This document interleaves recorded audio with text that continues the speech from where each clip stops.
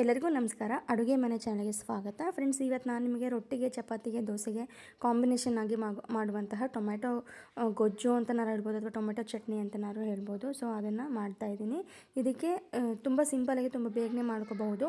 ಇದಕ್ಕೆ ಚಕ್ಕೆ, ಲವಂಗ, ಒಂದು ಬೆಳ್ಳುಳ್ಳಿ, ಹಾಗೆಯೇ ಒಂದು ಅರ್ಧ ಇಂಚು ಶುಂಠಿನ ಹಾಕೋತಾ ಇದ್ದೀನಿ.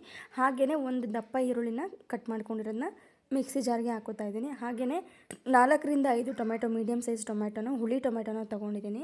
ಇದಕ್ಕೆ ಸಾಂಬಾರು ಪುಡಿ, ಹಾಗೆ ಖಾರದ ಪುಡಿ, ಧನಿಯಾ ಪುಡಿ ಒಂದೊಂದು ಸ್ಪೂನ್ ಹಾಕ್ಕೊಂಡು ಇದನ್ನು ರುಬ್ಕೋಬೇಕಾಗತ್ತೆ. ರುಬ್ಕೊಂಡು ಆನಂತರ ನಾವು ಇವಾಗ ಒಂದು ಪಾತ್ರೆಗೆ ಒಂದು 2 ಟೇಬಲ್ ಸ್ಪೂನಷ್ಟು ಎಣ್ಣೆ ಹಾಕ್ಕೊಂಡು ಇದಕ್ಕೆ ಒಗ್ಗರಣೆಗೆ ಸಾಸಿವೆ ಹಾಗೆಯೇ ಜೀರಿಗೆನ ನಾನು ಹಾಕೋತಾ ಇದ್ದೀನಿ. ನೀವು ಒಂದ್ಸರಿ ಟ್ರೈ ಮಾಡಿ, ತುಂಬ ಚೆನ್ನಾಗಿರುತ್ತೆ. ದೋಸೆ ಚಟ್ನಿಗೆ ತುಂಬ ಒಳ್ಳೆ ಕಾಂಬಿನೇಷನ್ ಅಂತಲೇ ಹೇಳ್ಬೋದು. ತುಂಬ ಟೇಸ್ಟಿಯಾಗಿರುತ್ತೆ. ನಾವು ಚಕ್ಕೆ ಲವಂಗ ಹಾಕಿರೋದ್ರಿಂದ ಒಳ್ಳೆ ಮಸಾಲೆ ಫ್ಲೇವರ್ ಕೊಡುತ್ತೆ.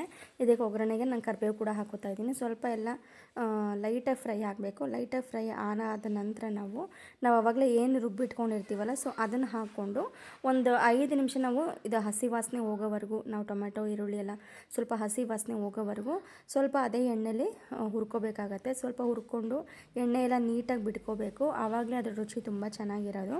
ಈ ರೀತಿ ಲೈಟಾಗಿ ಹುರ್ಕೊಂಡು ಆದ ನಂತರ ನಾವು ಇದಕ್ಕೆ ಎಷ್ಟು ನೀರು ಬೇಕು, ನಾವು ಜಾರಲ್ಲಿ ಸ್ವಲ್ಪ ಮಸಾಲೆ ಎಲ್ಲ ಉಳಿದಿರತ್ತಲ್ಲ ಎಲ್ಲ ನೀಟಾಗಿ ತೊಳೆದು ಲೈಟಾಗಿ ಗ್ರೇವಿ ಟೈಪ್ ಬೇಕು ಅಂದರೆ, ನಿಮ್ಗೆ ಯಾವ ಥರ ಚಟ್ನಿ ಟೈಪ್ ಬೇಕಂದರೆ ಗಟ್ಟಿಯಾಗಿ ಮಾಡ್ಕೊಳ್ಳಿ. ಇದಕ್ಕೆ ರುಚಿಗೆ ತಕ್ಕಷ್ಟು ಉಪ್ಪನ್ನು ಸೇರಿಸ್ಕೊತಾ ಇದ್ದೀನಿ.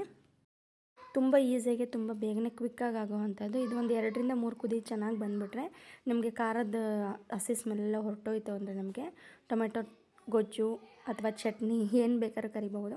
ಸೊ ರೆಡಿ ಆಗಿಬಿಡುತ್ತೆ. ನೀವು ನೋಡ್ತಾ ಇದ್ರಲ್ಲ, ತುಂಬ ಈಸಿಯಾಗಿ ತುಂಬ ಬೇಗನೆ ಕ್ವಿಕ್ಕಾಗಿ ಆಗೋವಂತಹದ್ದು.